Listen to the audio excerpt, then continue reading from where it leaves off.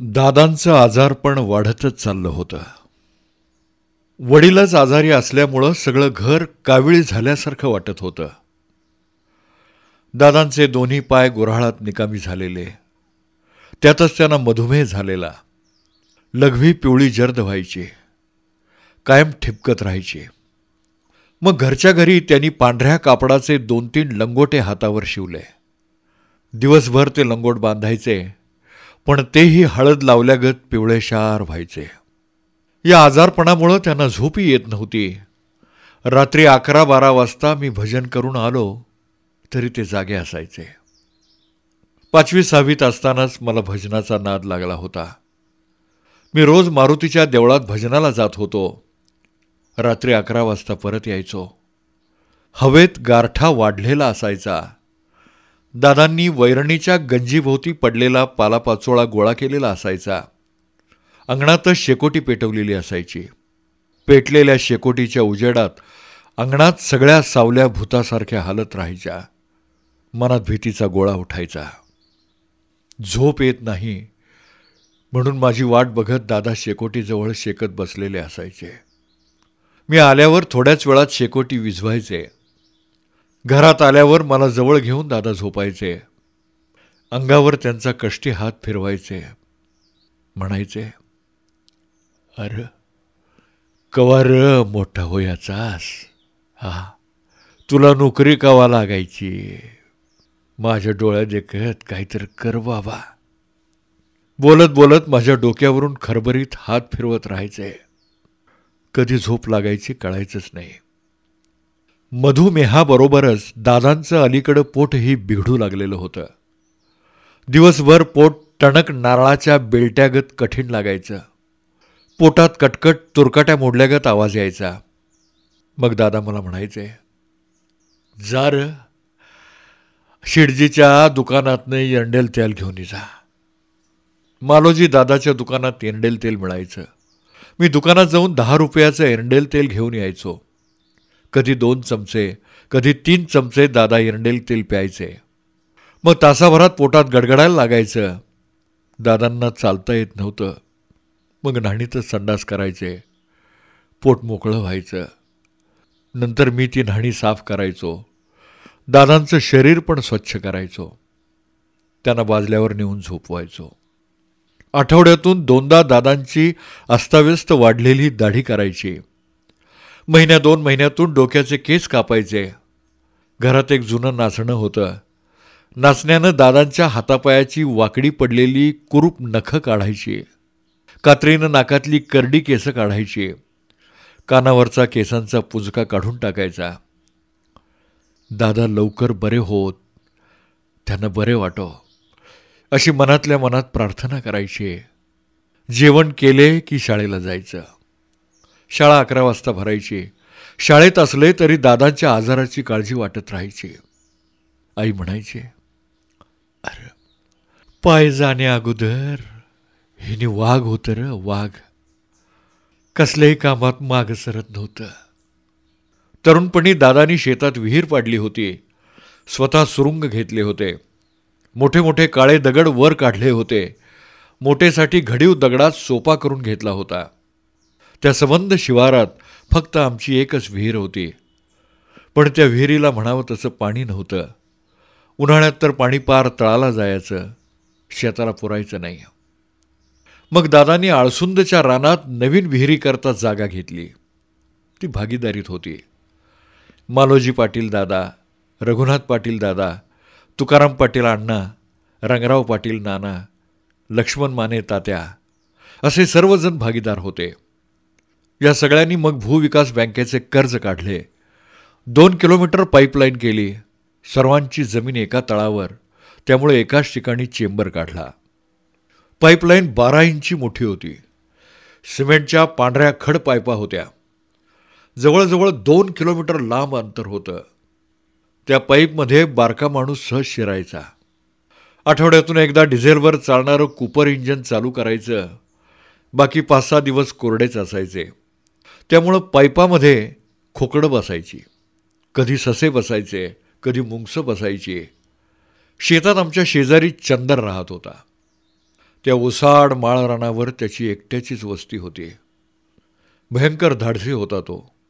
त्याला शिकारीचा नाद होता. इंजिन चालू करायच्या वेळी पाईपच्या तोंडाला चंदर रिकामं पोतं धरायचा. ससा पकडण्यासाठी त्याची ही युक्ती असायची, पण बऱ्याच वेळा पाईपमधून खोकाडच निघायचं. पाणी सुरू झालं की गावातल्या बायका धुणं धुवायला यायच्या. 20-25 बायका, कपडे, चादरी, घरातल्या जुन्या वाकळा अशी सगळी धुणे असायची. धुवून झालं की शेजारी बापू अण्णांच्या फटात रंगीत लुगडी, पांढरी धोतरं, वाकळा वाळत घालायच्या. सगळं रान रंगीबेरंगी दिसायला लागायचं. शेतात लाल ऊस लावला होता. तो दरवर्षी गुऱ्हाळाला घालवायचा, कारण दादा स्वतः गुळवे होते. आलेला गुळ सांगलीच्या बाजारपेठेत विकायचा. गुऱ्हाळात गुळवे कामाची मजुरी मिळायची. त्या पैशात बँकेचा हप्ता भागवायचा. उरलं तर घर खर्चाला ठेवायचं. पण पुढं काही वर्षांनी दुष्काळ पडला. ती विहीरही आटली. पाण्याची स्कीम बंद पडली. शेती पण पिकेनाशी झाली. ऊसाची पार चिपाड झाली. सगळा ऊस वाळून कोळ गेला. हिरवगार दिसणारं शेत भकास पाचोळा होऊन गेलं. तेवढ्यात गुऱ्हाळात दादांचा पण अपघात झाला. दोन्ही पाय निकामी झालं. घरात पैका येण्याचे सगळेच मार्ग बंद झाले. बँकेचं कर्ज थकीतच होतं. व्याज मात्र वाढतच होतं. बाकीच्या भागीदारांना दादा म्हणायचे, बँकेचं तेवढं काहीतरी बघूया. पण बाकीचे भागीदार म्हणायचे, काय होईल ते होईल. कधीतरी बँकेची वसुलीची नोटीस यायची. दादा एकदम काळजीत पडायचे. त्या दिवशी जेवायचे नाहीत. घरात थंडगार अशुभ शांतता पसरायची. काहीतरी विपरीत अघटित घडल्यासारखं घरातलं वातावरण व्हायचं. आईसुद्धा दूषित होऊन बसायची. आम्हाला मात्र काही कळत नव्हतं. फक्त एवढंच जाणवायचं, घरावर कसलं तरी वाईट सावट आलंय. त्याशिवाय माझी माणसं अशी गप्प गप्प व्हायची नाहीत. अशीच एकदा भूविकास बँकेची नोटीस आलेली. पण ती वसुलीची नव्हती, जप्तीची होती. पोस्टमननं वाचून दाखवली. दादा सैरभैर झाले. 7 दिवसाच्या आत पैसे भरा, नाहीतर जप्ती. दादा उठले. मला बरोबर घेतलं. दिवस मावळला होता. आम्ही महादेव कदम आप्पा यांच्या घरी गेलो. महादेव आप्पा दादांचे शिणवेदार होते. आप्पांचा मुलगा सेलमला सोन्या चांदीच्या दुकानला होता. त्यांची 2 बैलं पण होती. खर्च उत्पन्न चांगलं होतं. आप्पांना स्वतःची शेती कमीच होती. आम्ही गेलो तर दारातल्या खाटीवर आप्पा बिडी ओढत बसले होते. दादांनी दोन्ही हात जोडून त्यांना नमस्कार केला. आप्पांनी नमस्कार केला. खाटीवर बसायला जागा केली. मग आम्ही त्यांच्या शेजारी खाटीवर बसलो. दादा म्हणाले, एक नड आहे म्हणून आल तर तुझ्याशिवाय ती नड कोण काढू शकणार नाही बघ. कसली नड आहे? नाही, मला पेलणारी असली तर मी जरूर काढीन. अरे आडीनडीला येत नसली तर दोस्ती कसली रे? दादा म्हणाले, बँकेची जप्तीची नोटीस आली. अरे 2 हप्ते भागवायचे आहेत. वरची काळी ताल 5 वर्ष मुत्तीनं घाण देतो. हप्त्यासाठी पैसे दिले तर माझी नड निघून जाईल. आप्पांनी लगेच होकार दिला. त्याने अंजू नानीला हाक मारली. चहा ठेवायला सांगितला. ते उठून आत गेले. थोड्या वेळाने हातात पैसे घेऊन बाहेर आले. आमचा चहा पिऊन झाल्यावर आप्पांनी कंदील मोठा केला. दादांच्या हातात नोटांची चवड दिली. आप्पा म्हणाले, व्यवस्थित मोजून घ्या. पैशाचं पुडकं घेऊन आम्ही घरी आलो. त्या रात्री रात्रभर आई दादा झोपले नाहीत. आम्हा भावंडांना कसं तरी जेवायला घातलं. ते मात्र बोलतच बसले होते. सकाळी आम्ही उठायच्या अगोदर दादा तासगावला गेले होते. बँकेचा हप्ता भरून रात्री उशिरा घरी आले. पोरांना काहीतरी खायला घ्यावं असं त्यांना वाटत होतं. पण हप्ता द्यायलाच पैसे कमी पडले. मग खायला घेणार कसं? मोकळ्या हातानं परत यावं लागलं. दादा कधी रंजित झालेले मी पाहिले नाही.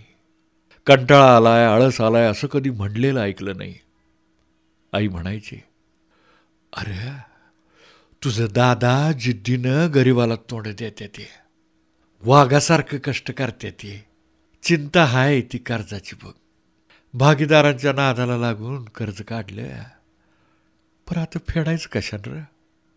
दावणीला 4 जनावर सोडली तर साधन तरी काय आहे? थोडीफार शेती हाय, पर काळी आई विकायची कशी र? आईचं म्हणणं खरं होतं.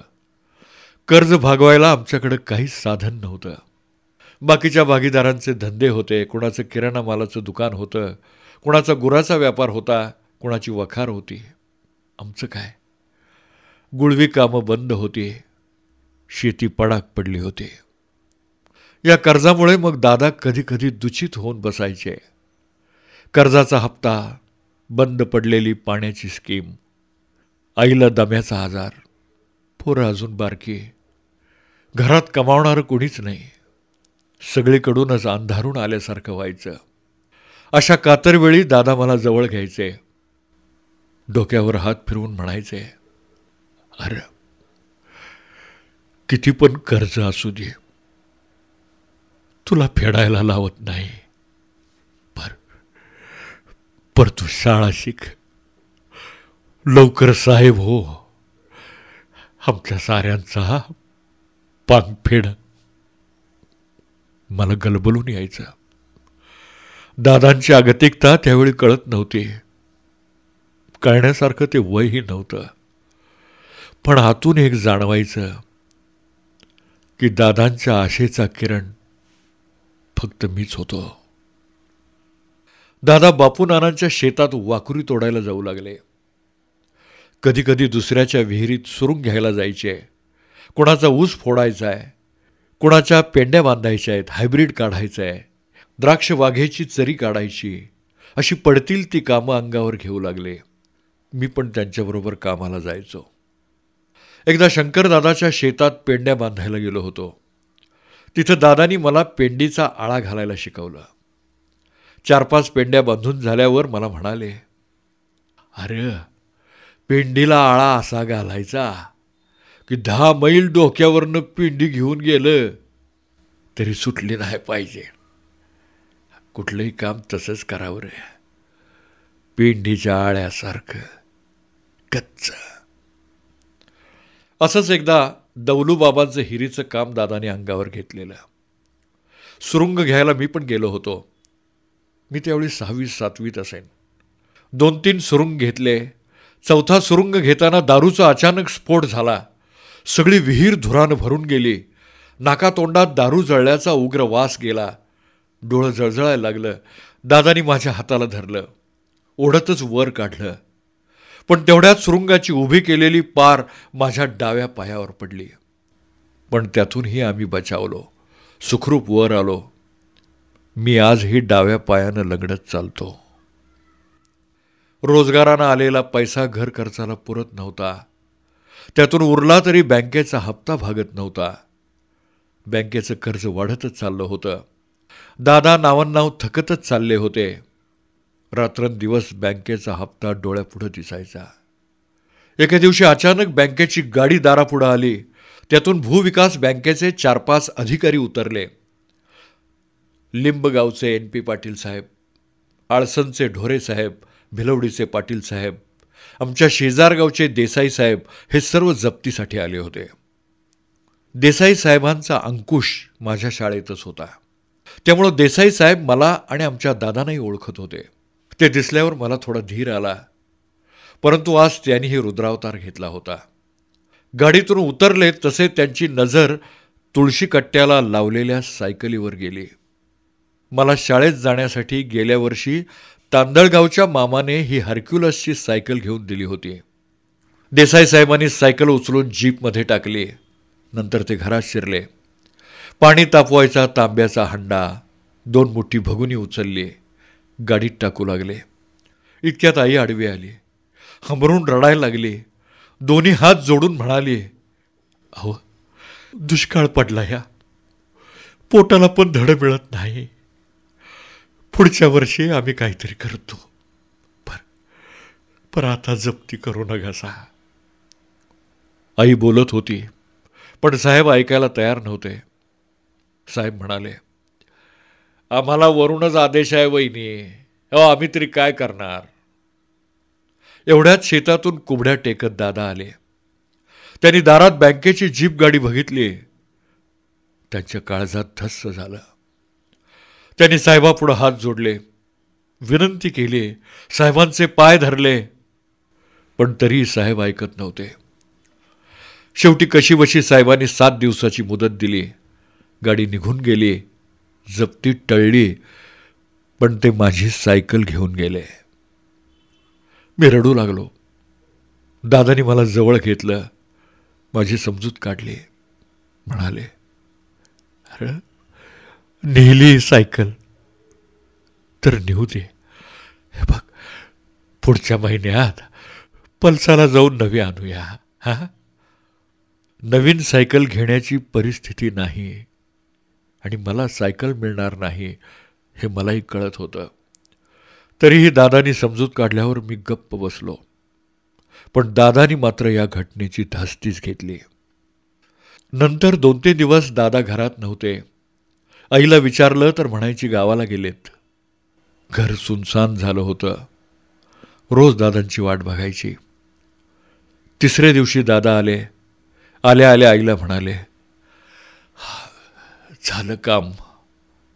आई म्हणाली, नवा कसं कसं झालं व? दादा म्हणाले, सांगतो नंतर.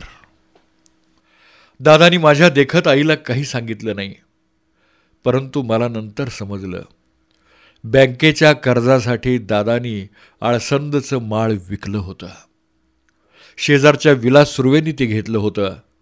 त्यावेळी विलास सुर्वे, संपा सुर्वे ही मंडळी मदुराईला दुकानला होती. ते शेजारी पण होते. त्यांचा आणि आमचा बांधाला बांध होता. 4-8 दिवसांनी दादा तासगावला गेले. बरोबर गुडगा शिदू अण्णा होते. ते गावचे उपसरपंच होते. त्यांना कायदा कानून थोडा माहीत होता. त्यामुळं अशा कामाला दादा त्यांना घेऊन जायचे. दादानी बँकेचे संपूर्ण कर्ज भागवले. कर्ज फिटल्याची पावती घेतली. मग घरी आले. त्या दिवशी येताना दादानी जिलेबी आणली होती. ताईला झंपरचं कापड, मला आणि भावाला चड्डीला कापड आणलं होतं. आईसाठी एक साडी, स्वतःला पांढरं धोतर.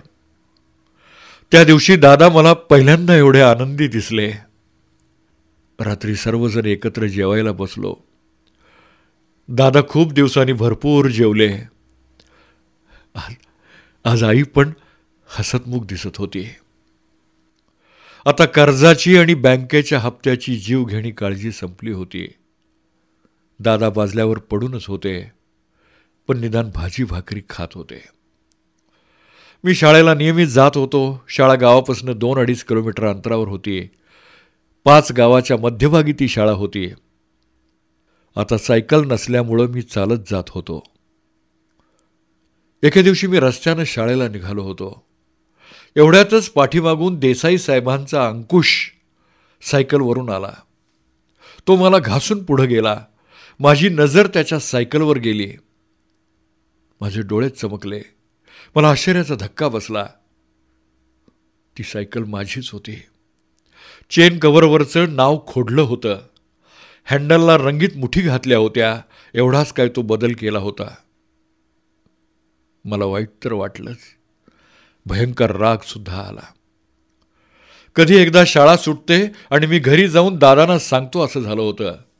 शाळा सुटल्यावर मी पळतच घरी आलो. आल्या आल्या मी दादांना सगळी हकीकत सांगितली. दादानी माझ्या पाठीवर हात ठेवला. म्हणाले, अरे शेतकऱ्याची अवस्था म्हणजे कुणी बी यावं आणि टिकली मारून जावं. चहूबाजूनी त्याला लुटायलाच बसलेले असतात सगळे. शेती करणं पहिल्यासारखं राहिलं नाही. हे बघ, तू शाळा शिक. अरे खूप मोठा हो. आम्ही नाही शिकलो. शिक म्हणायला पण कोणी नव्हतं रे. त्यामुळं आमच्या जिंदगानीची माती झाली. निदान निदान तू तरी शिक. पुढं कॉलेजला जाईपर्यंत मला ती सायकल आठवत राहिली. आता दादा नाहीत, आईसुद्धा नाही. दोघांनाही जाऊन बरीच वर्ष झाली आहेत. कधीतरी वर्ष 6 महिन्यातून मी गावी जातो. त्यावेळेला मी आवर्जून महादेव आप्पांची गाठ घेतो. त्यांना खूप बरं वाटतं. आता आप्पांची नजर कमी झाली आहे. ऐकायलाही नीट येत नाही. डोळ्यावर जाड भिंगाचा चष्मा एका हातानं धरत आप्पा बोलत राहतात. मला म्हणतात, अरे तू साहेब झालास, गहाण जमीन सोडवलीस, आणखी काही खरेदी केलीस, तुझ्या दादाचं स्वप्न तू पूर्ण केलंस. पर हे बघाय तुझा दादा पाहिजे होता रे, दादा पाहिजे होता. आप्पा असं बोलायला लागले की मला भडभडून येतं. मी फक्त ऐकत राहतो. अरे तुझा दादा माळावरल्या तरवाडाच्या झुडपासारखा चिवाट माणूस होता. त्याच्या भागीदारापैकी एकानं कर्ज वसुलीला कटाळून शेतीतलं बाबळीचं झाड जवळ केलं. त्यानं स्वतःला सगळ्या घरादाराला फास लावला. तुझ्या दादावर लई संकट आली. शेती पण पडीक पडली. काही शेती ऐकावी लागली. दोन्ही पाय गेलं. अरे अरे पर इतकं खास कळगं खाऊन सुदेक त्याच्या डोक्यात तसला कधी विचार नाही आला. तो शेवटपर्यंत गरिबीशी झुंजत राहिला. आप्पांना बोलताना धाप लागते. ठसका लागल्यानं ते थोडा वेळ थांबतात. पुन्हा बोलू लागतात. अरे आता तुझा दादा गेला, त्याचं कष्ट बी काळाबरोबर गेलं. तो काळही त्याच्याबरोबर संपला. आप्पा बोलत राहतात. आप्पांचा कृश झालेला सुरकुतलेला हात मी हळूवार दाबत राहतो. त्यांच्या हातातून दुःखाचे उष्ण कड उठत आहेत असं जाणवत राहतं. मी काहीच न बोलता मनातली घालमेल लपवत आप्पांचा हात कुरवाळत राहतो.